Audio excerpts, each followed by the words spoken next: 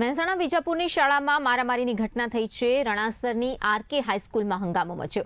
પ્રિન્સિપાલની office બહાર જ હુમલો કરવામાં આવ્યો હતો। વિદ્યાર્થીને સમજાવવા જતાં મામલો બીચક્યો। 14 યુવકોના ટોળાએ બંને ભાઈઓ પર હુમલો કર્યો હતો, જ્યાં માથાના ભાગે ઈજા થતાં યુવકને 3 ટાંકા આવ્યા છે। શાળા કેમ્પસમાં હુમલાથી ચકચાર મચી છે। ખંડાત ગામના દિશેશસિંહ સહિત 14 લોકો સામે ગુનો નોંધાયો છે, ત્યારે વિજાપુર પોલીસમાં ફરિયાદ નોંધવામાં આવી છે અને સમગ્ર મામલે પોલીસે વધુ તપાસ શરૂ કરી છે।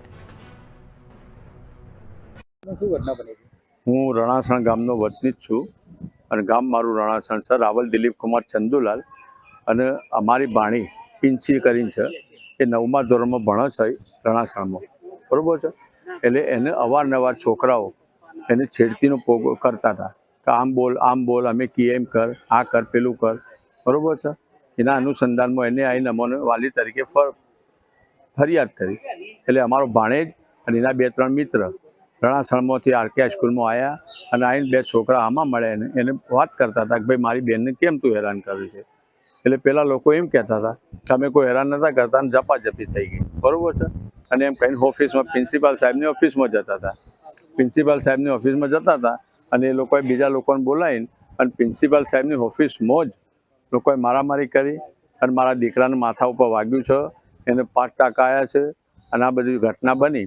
અને અનુસંધાનમાં એવું થયું કે અંદર સીસીટીવી કેમેરા લાગેલા છે, પણ સીસીટીવી કેમેરા 10 વાગ્યાથી લઈને તે 12:30 વાગ્યા સુધી બંધ હતા।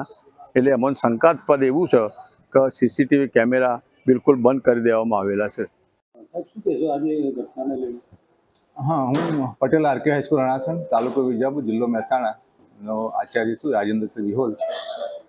ગઈકાલે એક ઘટના બનેલી જેમાં 4 જે ગામના વતની છે છોકરાઓ, એ અહીંયા આવેલા લગભગ 10:30 વાગે અને એમને એવી ફરિયાદ કરેલી કે મારા બેનને કોઈ વિદ્યાર્થીઓ જે છે 3 વિદ્યાર્થીઓ નામ એમને આપેલા અને એમ કે મારા બેનની છેડતી કરે છે એવું એમને જણાવેલું। એટલે મેં એમને કહ્યું તમે બેસો, પ્રશ્ન સોલ્વ કરીએ છીએ।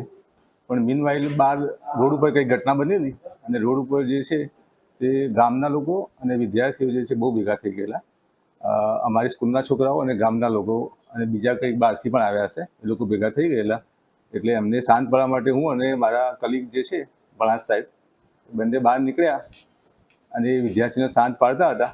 એ સમયે કોઈ ટોળું જે છે ઓફિસમાં ઘૂસી ગયું અને એમને એ જે છોકરાઓ આવ્યા હતા 4 ફરિયાદ કરવા, એમની સાથે મારામારી કરેલી, જેમાં વેદ નામનો વ્યક્તિ જે છે અમારો ભૂતપૂર્વ વિદ્યાર્થી જ છે, એને માથામાં વાગેલું અને થોડા ટોકા પણ આવેલા છે। આ ઘટના બની છે અને પોલીસ ઇન્ક્વાયરી જે છે હાલ ચાલુ છે।